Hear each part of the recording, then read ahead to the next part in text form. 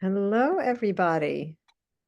It is great to see you or see that you're there because I know people like to have their privacy, especially when we're being recorded.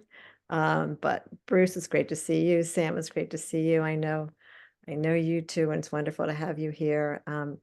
My name is Nina Carden, and I am proud to be one of the chairs of this initiative. And I want to welcome you to the 5th webinar in the Weeks of Learning and Doing, hosted by the Masorti Environmental Sustainability Initiative, with a generous grant from Kakal, the JNF, the Karen Kayemet Israel. This initiative for sustainability was launched on Tu B'Shvat this year to promote actions that fight climate change within the conservative movement's institutions. The initiative's first step was to expand the conservative movement's partnership with Adama's Jewish Climate Leadership Coalition, and Bruce is the head of that JCLC, Jewish Climate Leadership Coalition for Adama. So Bruce, we're delighted to have you here. This program, and I didn't put that in just because you were here. That's part of our spiel. This program supports organizations. There's the JCLC Adama program, supports organizations in their efforts to create their own climate action plans. And to date, almost 70 congregations have registered for JCLC, and we're looking for many more. The webinar series is a curated movement-wide event that offers education, information, and resources about environmental sustainability from a Jewish perspective. And today we have the privilege of hearing from Jerry Sorokin of Naaseh, the best acronym, by the way, in the movement, if not, in the Jewish community. Naaseh, which of course means, and we shall do, which is a wonderful phrase from Torah about how the Jewish people accepted the gift of Torah, from God. So Naaseh, which is an acronym for the North American Association of Synagogue Execs, about capital planning from an environmental perspective. Jerry Sorokin has served as executive director of Beth Israel Congregation in Ann Arbor, Michigan for 2 years. He previously spent over 20 years in similar roles at the University of Iowa Hillel in Iowa City, Iowa, and at Talmud Torah Day School in Edmonton, Alberta. He has worked with lay leaders and local contractors to update electrical, HVAC, and kitchen systems at all of those institutions. So he is a perfect fellow to help us understand how we can use our financial means to be able to promote a more sustainable institutions. So, Jerry, we are thrilled that you are here. Looking forward to your Torah, and I pass this over to you. Thank you. It's nice to be here today to talk about this project. I have a slideshow that I will start here if I can, and make sure everybody's seeing that. Is that working? Yep, okay, we're great. good. Thank you. So I'm going to mix together some general comments with a little bit of information about what we've been doing here at Beth Israel over the last couple of years, and use that as examples. If you have questions, please feel free to post them in the chat. If it's a question of clarification, I'm happy to be interrupted. If it's something that would require a longer discussion, maybe we can hold some of those to the end of the presentation, although none of this is really fixed in stone. So I want to start out by talking about what it is that we actually consider our assets here when we're dealing with the synagogue. And obviously the first is the physical plant, and the physical plant in typical congregational building includes sanctuary, offices, kitchen, school, grounds, parking lot. In the case of Beth Israel, we actually have a second building on our property. It's probably a 100-year-old house that was located next door to the synagogue. At some point decades ago, we bought that house and renovated it. So we're actually dealing here with two facilities. One of them is this renovated 100-year-old house, and the other is a more conventional synagogue building that is 45 years old. It it's been reasonably well maintained, which means that the first generation of HVAC equipment was replaced 20 plus years ago when its lifespan expired. We're now at the end of the lifespan of the second generation of HVAC equipment. Our roof is okay, but it's out of warranty and it probably needs to be replaced. Our parking lots are rutted, our sidewalks are chipped. There are a lot of things that need to be fixed. So that's the physical plant. The second piece of it is our financial assets. We have, like a lot of synagogues, a little bit of endowment money that we've accumulated over the years.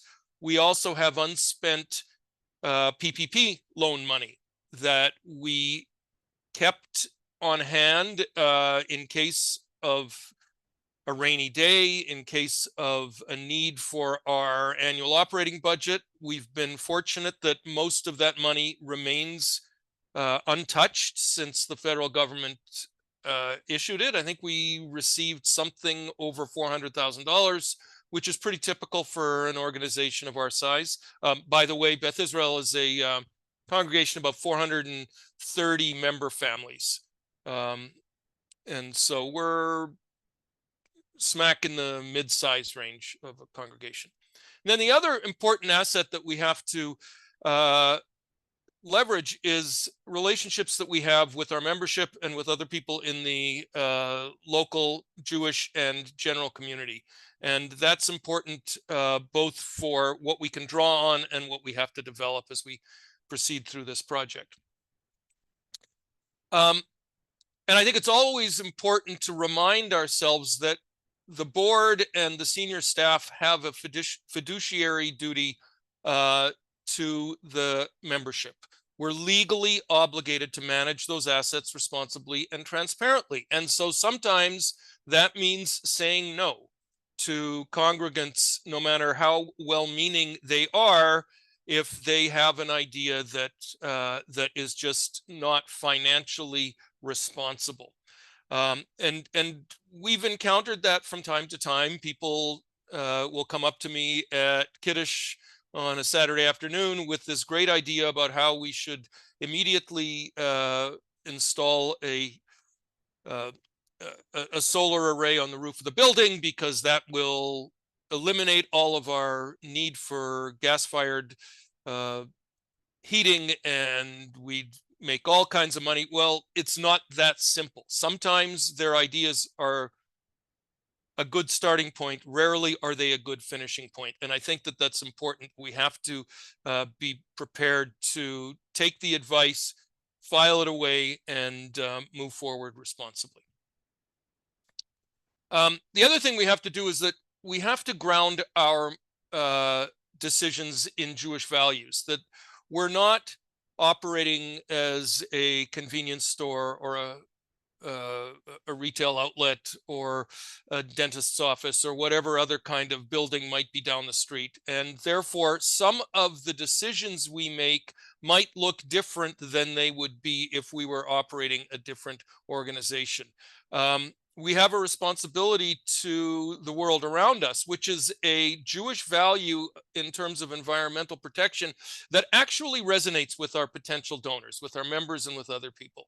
And so if we can base our pitch on the Jewish values that underlie them, then I think that we have a better chance of moving forward. So to start out, we have to set the culture. We have to do the easy stuff. In our case, we've been prioritizing environmental issues for a long time, picking low-hanging fruit. For example, we have a full composting system in our synagogue. We produce almost no garbage at Kiddush. Everything that we get rid of is either recycled or composted. And it was interesting. Our city of Ann Arbor picks up compost, which is very convenient. But at the beginning of 2024, they tightened some of the rules about what they're going to be accepting, which meant that we could no longer use the compostable plastic forks and knives. We had to go to these compressed paper forks and knives. And this may sound like a trivial example, but I think it really represents what we're doing here. The compressed paper forks were awful. Nobody liked them. They were hard to use. They were expensive to buy. And ultimately, we made a decision to contract with a private composting firm instead of dropping them in our city issued bin. And that private firm will allow us to resume, or did allow us to resume, using the plastic forks. People are so much happier, even though it's costing us a few $100s extra per month. It's money well spent because people were not prepared to make the sacrifice that compressed paper knives entailed. And I think that that's the kind of lesson that we have to use when making decisions about these kinds of investments. We take great pride in mulching our garden. We have a congregational vegetable garden that we operate in a city public space.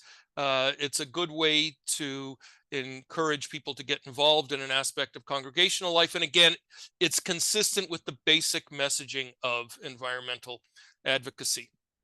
The other thing that's really important is the role here of volunteers. We have a green team, which is, I think, easily our most active synagogue committee. The people who were involved in the green team are the organizers of the garden. They're the monitors of the garbage sorting. They actually post themselves around the trash cans on Saturdays so that people don't put their cups in the wrong bin.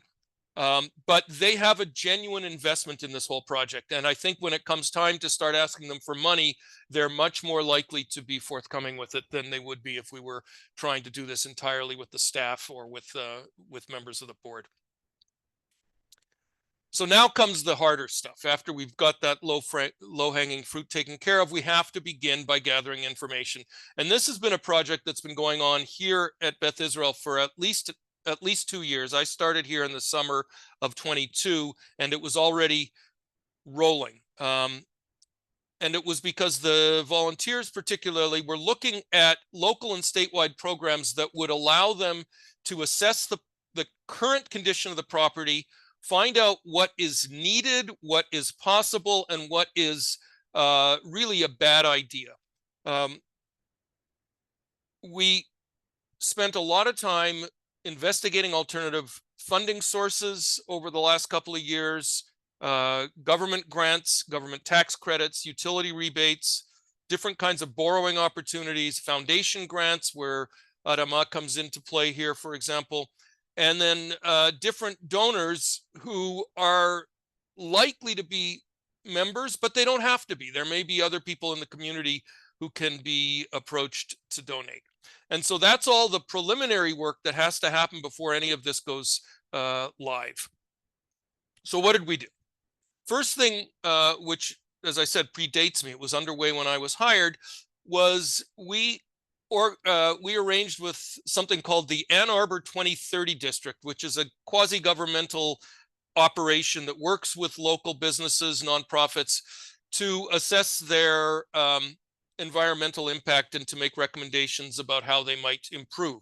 So the 2030 district sent a team in to review the building, to look at areas that we could improve easily with at low cost, and to make recommendations about the bigger projects. Their most important recommendation was to hire this mechanical engineer, Caleb Klein, who would do a detailed analysis of the facility. He actually, when we started working with him, he gave us two options. The cheap option was sort of a schematic design that would kind of say, here's what you could do in terms of upgrading your heating and cooling systems, your airflow, your kitchen, the roof, other kinds of systems. But the other option, which was more money, and ultimately the one that we decided to go on, was a full report making recommendations about what the systems would look like, how much we would spend option A, how much we would spend on option B, and how we would then proceed to implement it. So he divided things up into what I'm calling urgent vulnerabilities that included furnaces with rusted heat exchangers, included one of the air conditioning units in our secondary building that is no longer functioning. Oh, sorry. Yeah, Bruce, thank you. Was there a cost to getting the energy audit? The energy audit did not cost us anything, or if it did, it was a trivial amount of money. That was something that came to us right away from the local operation. It wasn't very detailed, but it had some recommendations what we do next. The report from Caleb was expensive. That was $37,000. And when it took a fair bit of discussion, both within the committee that was the House and Grounds Committee, the Finance Committee, the Development Committee, the board, all of these different groups which have overlapping memberships, spent a lot of time sort of gnashing teeth and trying to decide whether this would be the best use of synagogue funds. And ultimately the decision was that it would. And one of the reasons is that, and I come back to this a lot, much of what Caleb recommended was not optional. We cannot avoid replacing the air conditioning and heating units because their lifespans are expired and the building has to be usable. We have a couple of ovens in our kitchen that are costing us so much to maintain in terms of bringing in the repair crew twice a year for $800 or $1,000 at a time, that again, it's not possible to function without these changes. So we really needed the outside help in order to prioritize properly, and that's why we spent the money to get this report. Let me show you a little bit of the report here. Let's see if this will work. Okay, so this is the schematic design, which was the more comprehensive report, and this is the executive summary that he did for the main building. He did the same kind of report for our annex building. Doesn't really matter the details. The point is here. He looked at the overall situation, that our equipment dates from a 2003 renovation, so it's 20 plus years old. The roof is also 20 years old, so those are the aspects that are not optional, that they have to be done. He brought in professionals who specialize in the various mechanical and electrical systems to assess what we have, make recommendations. Caleb's own specialty is airflow. So he was able to look at our exhaust systems in the kitchen. He saw various problems we had with the way that the whole thing was configured. The details don't really matter, but what does matter is that this was a very professional report. The roof replacement isn't urgent. He says it needs to be done in 3 to 5 years. We probably will do that sooner than 3 years, but we know that that's not a crisis situation. A solar system, we have a big flat roof here.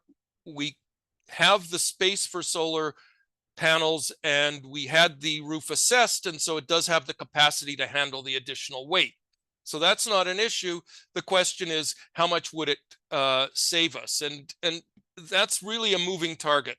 There are financial incentives from the government to help reduce the upfront cost of installing solar energy, but the question of how much do we save on electricity if we're generating our own and sharing it with the grid, or should we be installing a giant battery that we can charge with that with the solar array? Sam, looking into the direct pay process. Yeah, we are, and I can talk about that afterwards. Thank you for the question. So solar is it's still a question we haven't decided what to do with. Kitchen appliances was one area where we had to say no to some people, because a lot of people said, well, here's an opportunity. We'll take out the gas stove and we'll put in induction electric stoves, which our caterer, of course, does not want that, because the professionals like cooking with gas. More important from our point of view is that it would entail a huge cost on the electrical side, because we don't have the electrical capacity to service that kind of switchover. So Caleb actually recommended against electrifying our kitchen, saying instead we should be replacing gas equipment with gas equipment. On the mechanical side, he gave us two major options here. The baseline option, which was take what we already have, which are gas-fired furnaces, and put in new ones that would be more efficient and more cost-effective. The other option is to electrify the heating, and this is where the big change would be. The upfront cost of the heat pump, the electric heat pump option, was probably 20% higher overall. So the whole package, it would be $1 million or so if we went with the baseline option, and about $1.2 million if we went with the heat pumps.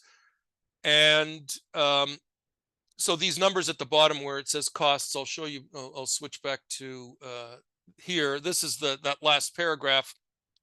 He says that the baseline option is about 600,000, and the heat pump gets us to 780,000. So he's got it about $180,000 difference. The reason that I'm talking about a higher total is that I'm including in the estimate the cost of redoing our parking lots and all of that, which was not part of Caleb's report. The expectation is that if we went with solar and the electric heat pumps, we could be saving $9,300 a year in energy costs, which would pay back that $200,000 or that $180,000 over 20 years. 20 years is roughly the lifespan of the whole project.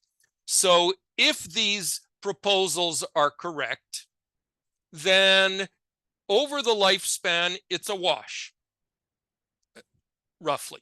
There's he says there's an additional 25,000 in tax incentives. That's not going to be determinative one way or the other. So how do we pay for it? And this is where our next major expense came from. Caleb, the engineer, recommended that we bring on this consultant, Scott Ringline, to try to help identify funding sources and then potentially serve as the project manager. My board and I, or the lay leaders and I, all agree that this is much too big a project for me to manage myself. It's not responsible to the synagogue to try to put that on my shoulders. I mean, first of all, I got other stuff to do, but second of all, I don't know enough about it. And this can be a complicated project. So we hired Scott. The first phase of his work for us is about $7,700. And he's currently writing a report for us looking at outlining some of our funding options. That's the first aspect of his work. He's a big advocate of what's called PACE financing, property assessed clean energy. And I'm going to see if I can link to that here. This is a government program that the federal government created and is managed by local government entities. So here in Ann Arbor, the city and the county, I think, jointly oversee PACE funding. And the idea is that the if you look over here, it says, let's see if I can, yeah, I can highlight that. The recent extension of this financing model to energy efficiency and renewable energy. So PACE financing was not previously available for these kinds of projects. It now is. Allows the property owners to make significant improvements without having to come up with a lot of cash up front. The money is raised by investors. It's basically a square foot. I'll get back to that, Eric. It's a little more. I don't have those numbers off the top of my head, but I can look it up. So the PACE funding is based on property tax assessments. Now, of course, we don't pay property tax because we're exempt, but the city will administer it as if we did. And twice a year, when they would be collecting property taxes from everybody else, we would be paying a component of our loan back to the city, and the city will distribute those proceeds to the investors. It's a 20-year finance system. It's basic. It operates similar to a mortgage, except that when we sell the property, the PACE loan stays with the property.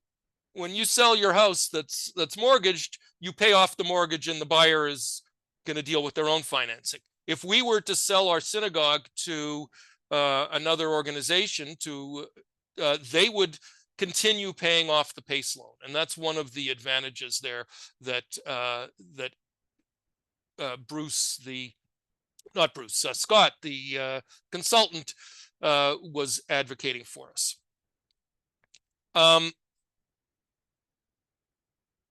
The other thing that Scott is doing for this $7,700 first thing is he's giving us some information about various grants and tax credits that we would be eligible for.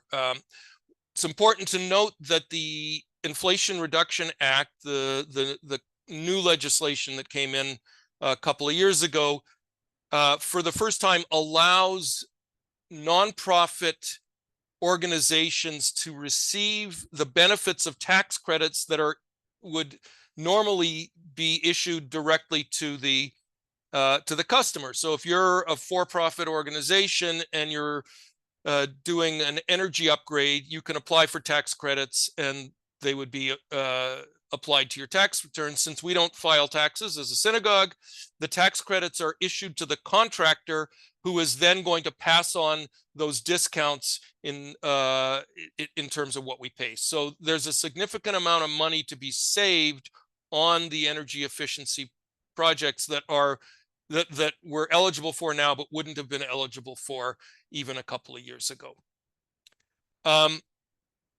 So this is the same information on PACE that I just showed you. The other piece of the financing is what we can do outside of PACE. We met just about a week ago. My board finance VP and I met with a couple of loan officers from our bank, and they talked to us about the possibility of creating a line of credit. We have a big advantage here at Beth Israel that not every synagogue can claim, and that is that we're debt-free. We don't carry a mortgage on this building. We own it outright.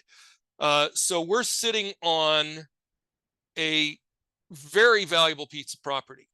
I would imagine that if we put it on the market and we wanted to sell even to a developer who would tear down the buildings and build residential housing here, we could probably get between $3 and $5 million for the property. That's just a ballpark figure. So that there's a lot of value to the property we're sitting on.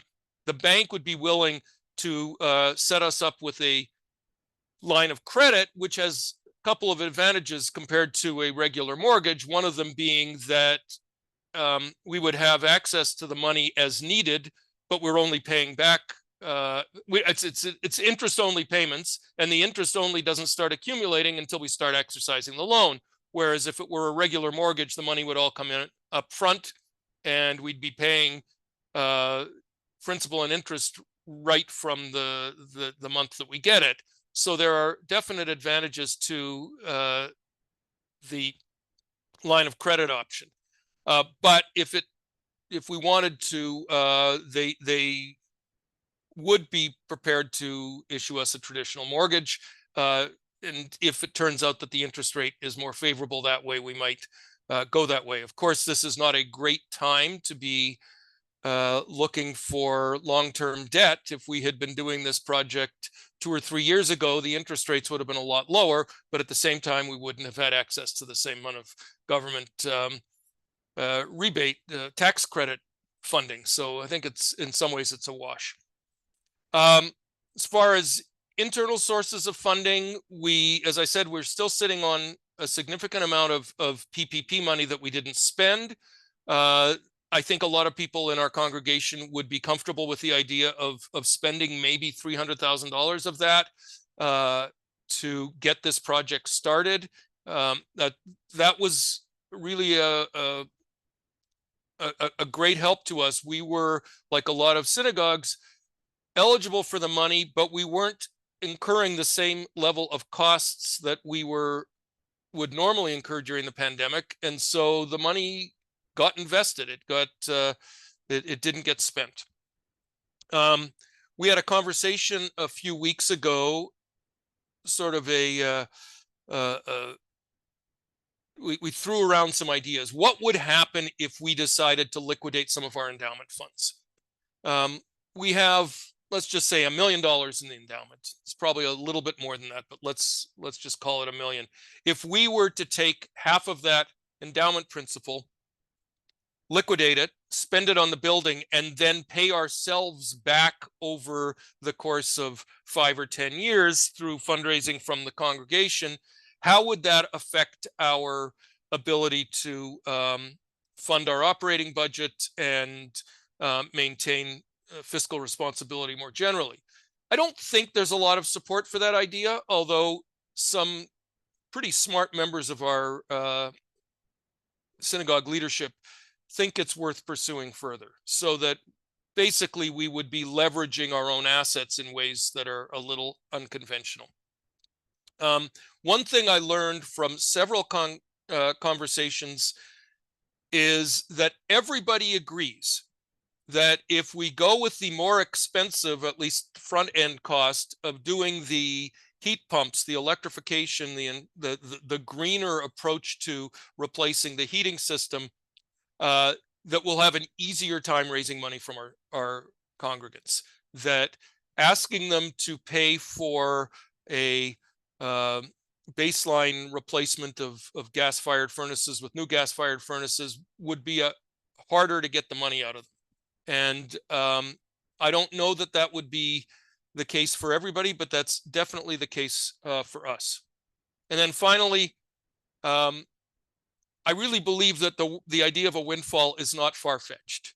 Every congregation has members who are prepared to make large donations if the circumstances are right, whether that means a lifetime donation, whether it means a bequest that's in their will that we don't find out about until after they die.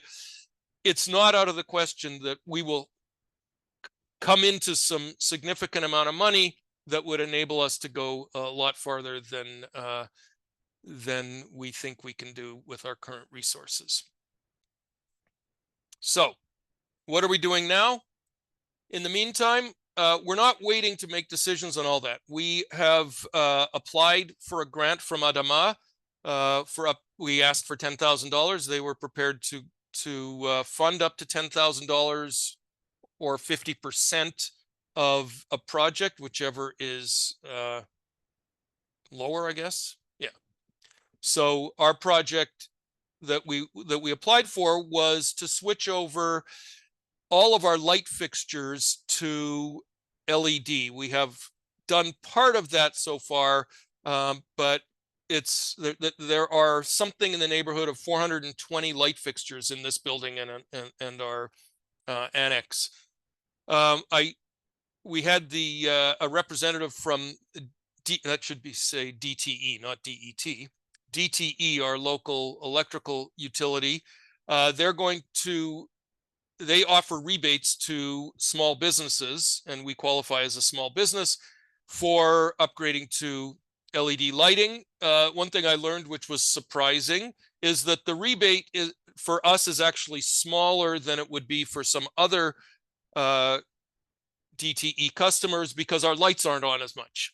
Our sanctuary lights are on for 6 or 8 hours a week, as opposed to, say, a retail store where their lights are on for 50 or 60 hours a week, so that the rebate for the retail store is a higher percentage of the cost than it would be for us.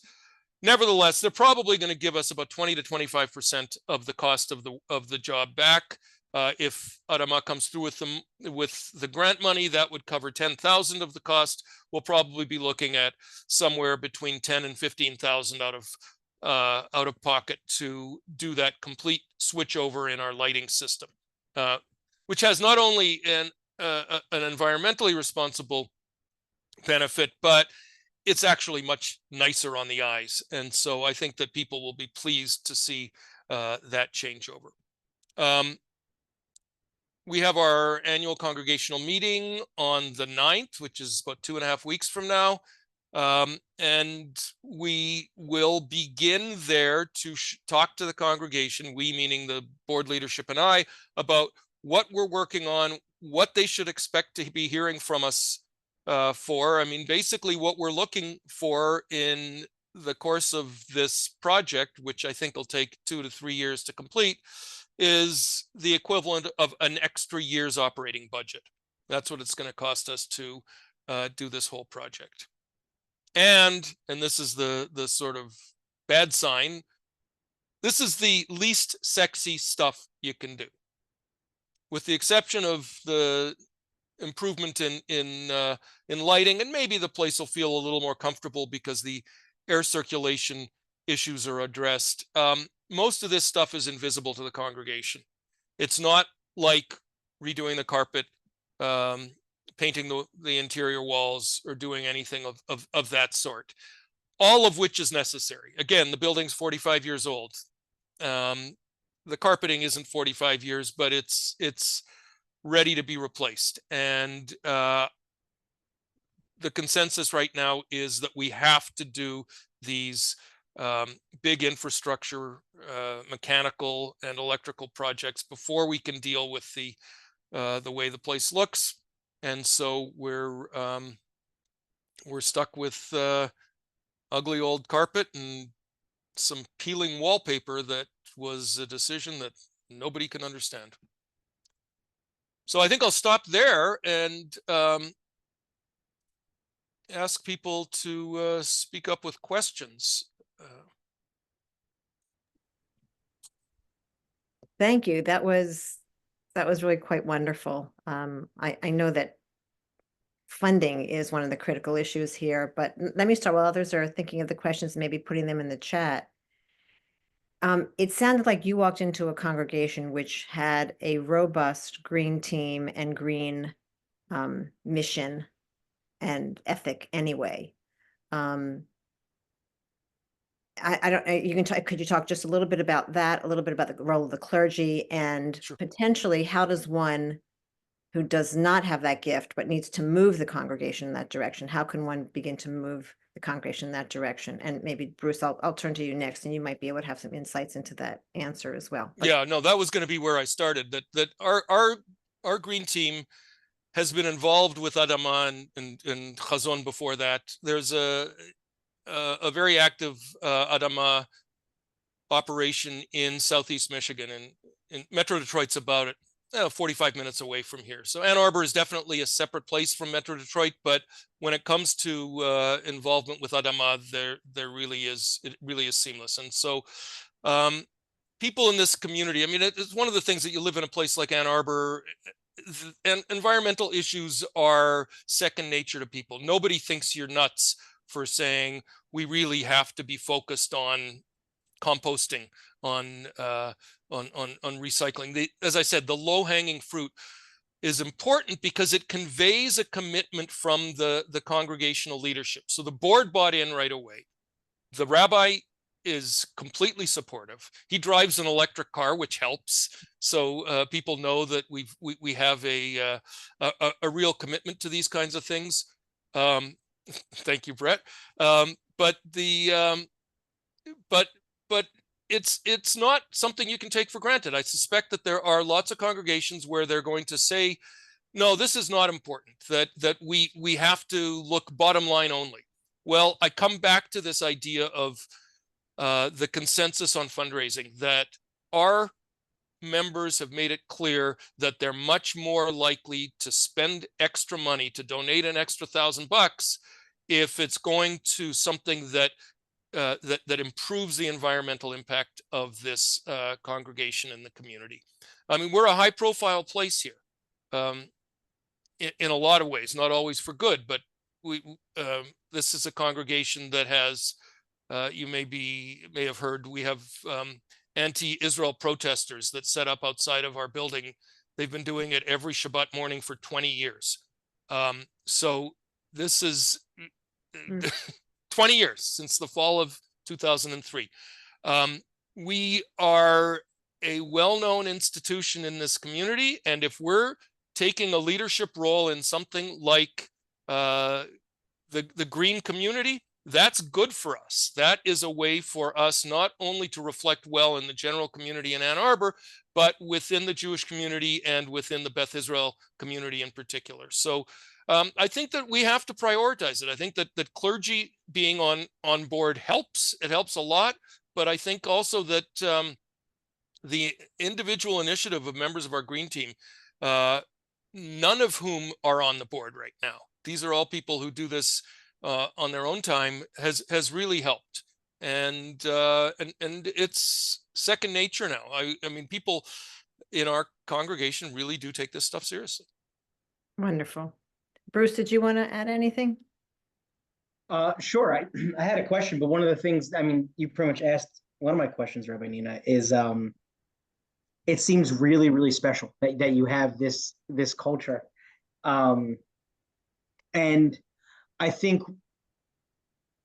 we find that people often need to talk about the financial side, or they need to talk about the Jewish side. And like one or the other really will work well. But yeah, I mean, like, how do we move a congregation? I was really happy to hear that your long-term involvement with Adman Chazon was helpful towards that. And sometimes it's about strategy, like who do you talk to and who are the right people. It sounds like, I mean, you're in some ways at the top of the food chain, and you're the right person to talk to because you're so behind. And I think the other piece of it is, I mean, the money we spent, $45,000 on professional outsiders, gives us credibility.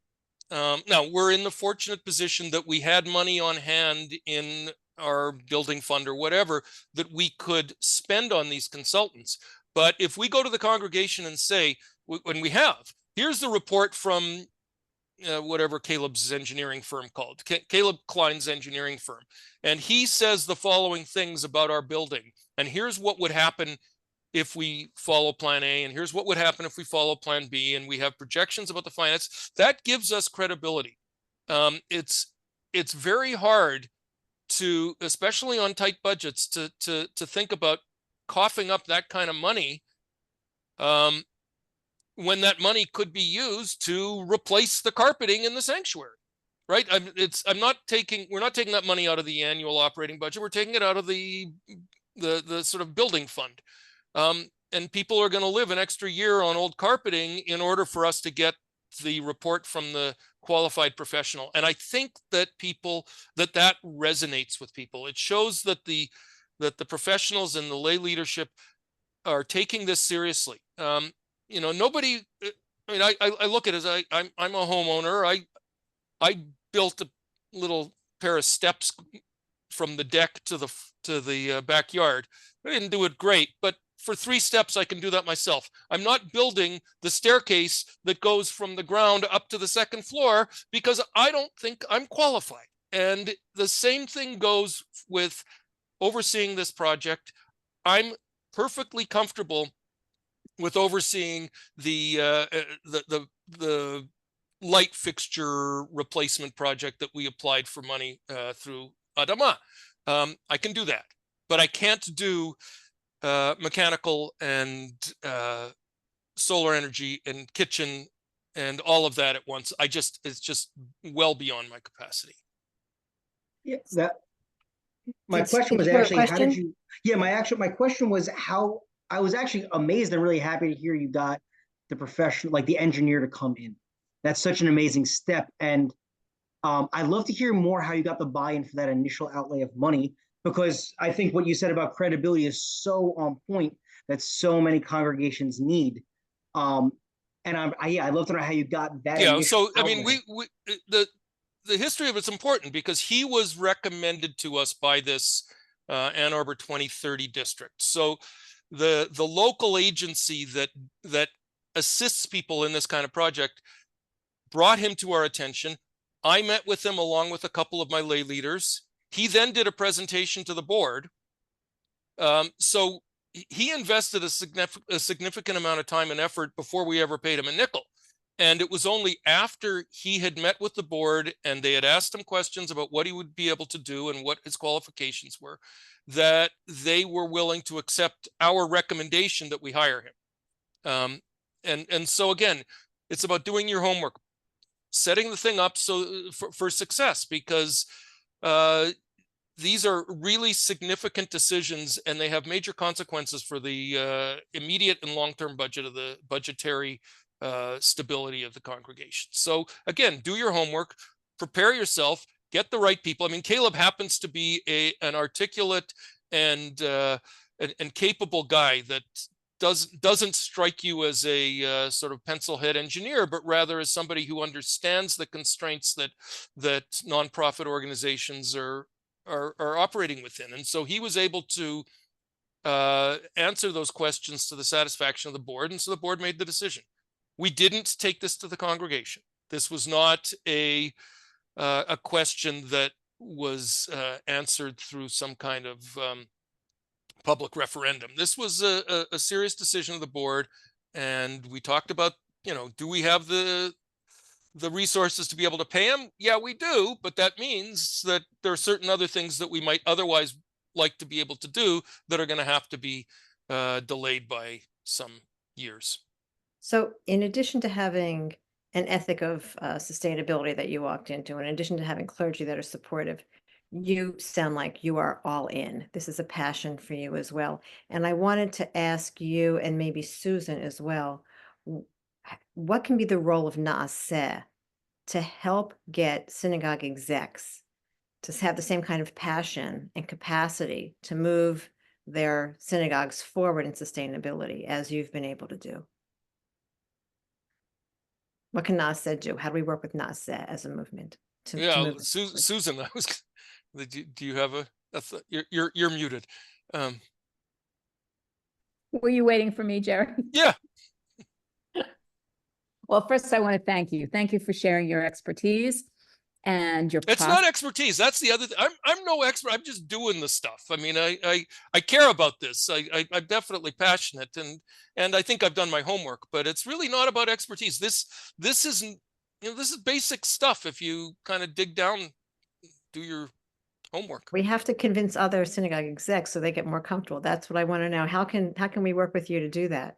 Well, that's part of the message, that this is easier than doing an annual operating budget. This is easier than, trying to fundraise for to meet a budget gap. This is the kind of stuff that the story tells itself.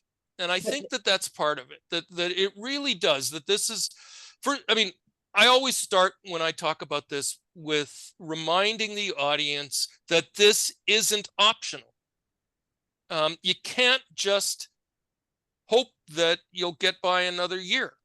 So the question is, how do you take that message? How can Naaseh help us take that message and share it with other synagogue execs on a continual basis, in a convincing way, so that we can get more execs to do what you were able to do? I don't know, Susan, do you have? I do. Go ahead.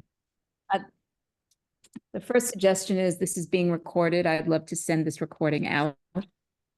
if it can be provided to me. Absolutely. And I want to go back, Jerry, and I want to Mhm. say again, you've garnered expertise in the process. So thank you for sharing your expertise in the process with us and presenting so magnificently on behalf of NASA. So that was what I wanted to say before. That's the first thing, Nina. The second thing is, and I don't want to put Jerry on the spot, but we have a conference in Portland, Oregon, in February, and it is about sustainability. And Jerry, if you're attending, this is like a plum for a NASA U session. This would be incredible if you are planning to attend and can offer to do this, to repeat what you've done today. Yeah, well, February, but I hope we'll have a lot more to talk to report on decisions that have been made, money that we're looking at. Yeah, no, I'd be happy to if I'm there. Yeah, absolutely. Yeah, definitely. So we'll keep in touch about that, but I think that's absolutely an incredible platform to use. But and the other thing is, whatever other information you feel you can share with me, we can put together an email and send it out about this topic, Nina. To answer your question, we are more than open, and it is our job to provide information to our members and to encourage them to open their arms to projects like this. And I do think, honestly, I do believe that there are a number of NASA executive directors who maybe are not doing as much as or don't have the wherewithal to do as much also as Jerry and his synagogue. But I think that I think there are a number of people who really are trying to make a dent in this and trying to look at what their congregations do and make sure that we're really following Jewish values. That sounds great. There was another chat that I just missed. Let me just make sure. Thank you, Dennis.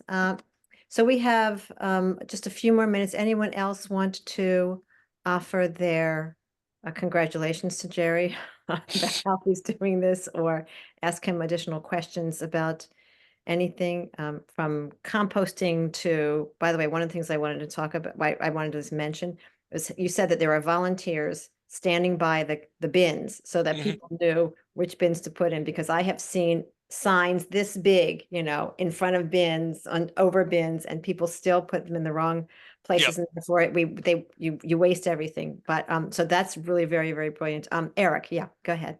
I was just going to say that I'm in the Boston area, and I consult about half time with a company called Greener U. And part of my other time is with a solar company called Resonant. And both of these companies do these kinds of projects in the New England area. And recently did a very similar project that's been completed for a congregation outside of Boston called Temple Shir Tikva, where, and I think the key thing here, and maybe you articulated it already, is that failing equipment is kind of the motivator. And it was for Shir Tikva. And we're also right now, so Greener U does engineering similar to what Caleb did, which is great. And we also work with engineers, separately, like Caleb. And that's always the first challenge, is how do you get organizations to understand that if you do a swap out, like a boiler for a boiler, you can go to a mechanical contractor and get a price for that. Right. It's just not that simple to switch to, electrification. And so Temple Shir Tikva did similar thing. They hired a company called Building Evolution. They always have good names like that, to do their engineering. And then Greener U came in and just bid on the project as a contractor. In other cases, we're working with a church right now, which is comparing ground source and air source. And we're doing the engineering study with other sub-engineers under us on whether, what the costs and implications of going one direction or the other are. And that's for a church. So houses of worship are definitely, of all faiths, are very interested in, creation care is one of the sort of rubrics people use. But just to say that, we're a resource in the New England area, and we've actually presented to the Jewish Climate Action Network around here on the Temple Shir Tikva case study. So if there's, folks are looking for resources in this part of the world, part of the country, we're glad to help and participate in whatever way we can. And then my question, so that was my mini speech, but my question was, what's the size of the building? Oh, right. I'm sorry. Yeah, no worries. And I also I was curious, like Scott, like what the company he is with, if you can share that. yeah. Those are my two questions. The size of the building, I think it's something close to 20,000 square feet. We're on 2 levels. The school is our lower level, and the offices and office sanctuary, social halls and kitchen are on the upper level. And then the second building is another, I think, 3,000 square feet on 2 levels. So it's, fairly average size, but the thing about heating synagogues and churches and things is that we've got these big open rooms, and it's very different from heating office space because they're heating and cooling office space, and so it's the nature of the facility really is creates some unique problems that mean it was interesting when the bankers came to meet with us last week. One of them says, "Oh yeah, I'm with First Presbyterian down the street."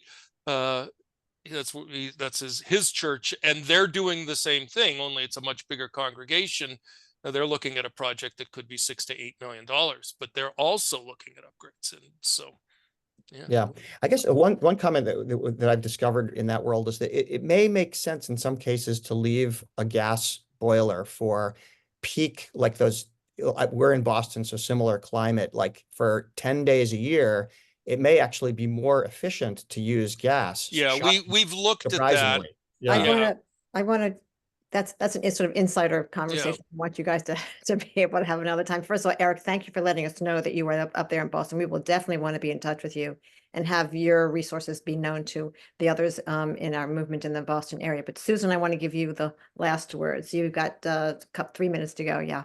Thank you. I don't think I need 3 minutes. I think, something that's really also important, Jerry shared the process with us and the contacts and all of that and the funding, but there's something really key that you did touch on that's really critical, and that's developing the culture. Having the congregation understand the importance of projects like this and following, as I said before, Jewish values in terms of sustainability. So I think that's something that we have to find a way to help our executive directors understand and pursue. Yeah, I think that's right. And I mean, we have this, I've said it before already, but Ann Arbor is a little bit unusual as a place, but our counterpart down the street, the Reform Temple, which actually shares a building with the Episcopal Church, they are a few steps ahead of us on this process. They have solar panels on their building, but there's an expectation in this town that these are priorities, and so it doesn't take as much persuading of the congregation as it might in other places. I can imagine, though, somebody in my role who didn't care about this and was looking only at short-term budgetary bottom lines saying, you know what, $200,000 is $200,000. We're going to go with the baseline gas-fired replacements and just live with it and hope that we keep those thermostats lower. But that's I think that there's value in really promoting the bigger picture, goes beyond the dollar spent. And I find that the best way to do that is by educating, and that's the last word I will say, Nina. I appreciate that. I thank you so much, Susan. Thank you, Eric, for your contributions to that as well. Thank you all for being here. Jerry, that was just fabulous. And I think my final word will be that the Masorti Environmental Sustainability Initiative is here to help spread the word. And if we're not privileged to live in a place like Ann Arbor, which does municipal composting and has an ethic of sustainability, which just seems to be second nature, as you said, what we can do as a movement, what this Masorti Sustainability Initiative is designed to do is to be that cultural norm that then expands throughout the movement, so that if you don't live in that city, at least you are part of a movement which has an expectation of sustainability values, so that you will know that as a conservative congregation, that's what we're expected to do, because that is the Jewish value that we all abide by and live by. So we can craft that cultural norm that can help motivate many of our congregations and our executive directors, which would be great. So yeah, so we will in fact share this recording with you. Susan, please feel free to share it out to Naaseh. All of you, thank you for staying to the bitter end. We're so grateful for you. If there's any way that we can help you, please be in touch with us. My personal email is nina.carden@gmail.com, but you will also be getting this recording from us with our official email. But thank you all for being here, and let's go and green up this world. All righty. Thank you. Thank you. Thank you. Bye-bye. Bye-bye. Thank you. Thank you.